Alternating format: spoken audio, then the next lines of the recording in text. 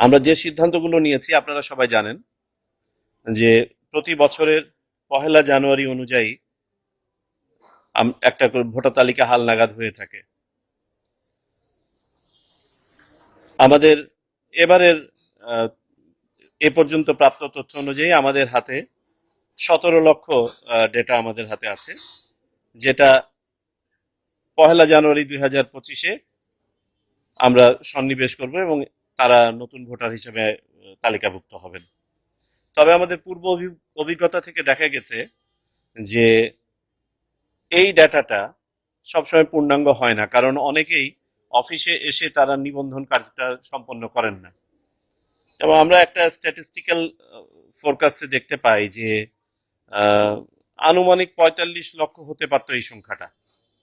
আমাদের হাতে যে 17 লক্ষ আছে, এই 17 লক্ষের মধ্যে 13 লক্ষর ডাটা 2022 সালে আমরা সংগ্রহ করেছিলাম, আর মাত্র 4 লক্ষ আমাদের বিভিন্ন অফিসে এসে এই বছরে নিবন্ধন করেছেন। অর্থাৎ আমরা দেখতে পাচ্ছি 27 থেকে 28 লক্ষ ভোটার, আমাদের ধারণা এটা কম বেশি হতে পারে, যারা নিবন্ধিত হন নাই কিন্তু এলিজিবল। এই বাস্তবতায় আমরা সিদ্ধান্ত নিয়েছি যে আমাদের এই বছরের হালনাগাদ যে প্রক্রিয়া, সেই প্রক্রিয়াটা সম্পন্ন হয়ে যাবে। আপনারা জানেন যে পহেলা জানুয়ারিতে যে ডাটাটা হয়, সেই ডাটাটা 2রা জানুয়ারি থেকে শুরু করে 2রা মার্চ পর্যন্ত আমরা বিভিন্ন শুনানি ইত্যাদি সম্পন্ন করে 2রা মার্চে খসড়া প্রণয়ন করি। তো আমাদের 2025 সালে 2রা মার্চে খসড়া প্রণীত হয়ে যাবে। 2রা মার্চে চূড়ান্ত চূড়ান্ত আকারে 2রা মার্চে আপনার তালিকা প্রকাশ হয়ে যাবে। কিন্তু যারা বাদ পড়লো, আমরা চাই যে তারা আমাদের ভোটার তালিকায় সন্নিবেশিত হোক।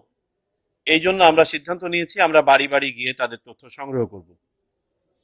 এই বাদ পড়া ভোটাররা ছাড়াও আমরা 2025 সালে যারা ভোটার হবেন, অর্থাৎ 2026 সালের পহেলা জানুয়ারি পর্যন্ত যারা ভোটার হবেন, তাদের তথ্য আমরা বাড়ি বাড়ি গিয়ে সংগ্রহ করব।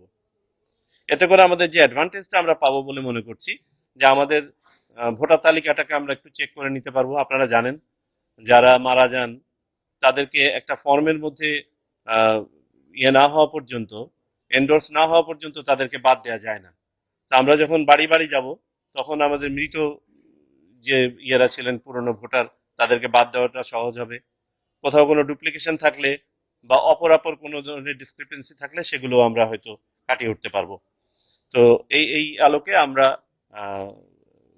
বাড়ি বাড়ি যাব এবং আমরা একটা রাফ টাইম ক্যালকুলেট করেছি যে আমাদের এই প্রক্রিয়াটা সম্পন্ন করতে আনুমানিক 6 মাস সময় লাগবে।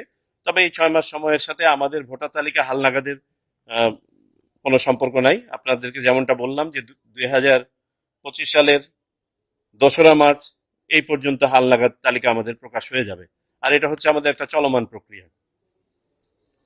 আমাদের উদ্দেশ্য হচ্ছে একটা শুদ্ধ এবং পূর্ণাঙ্গ তালিকা, যেখানে সঠিকতা যেন 100% আমরা নিশ্চিত করতে পারি।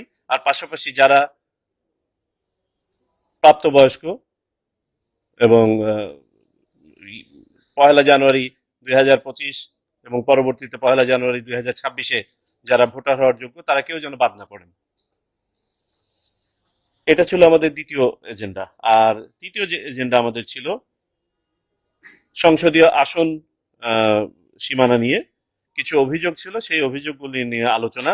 এটা নিয়ে আমরা আজকে আলোচনা করি নাই। আমরা এই অভিযোগগুলো আমরা যে উপকমিটি আজকে বা কমিটি যেটা ফর্ম করা হয়েছে, সেই কমিটিতে প্রেরণ করা হয়েছে। পরবর্তীতে আমরা এটা নিয়ে আলোচনা করব। সংক্ষিপ্ত আকারে এই ছিল আমাদের আজকের আলোচনা।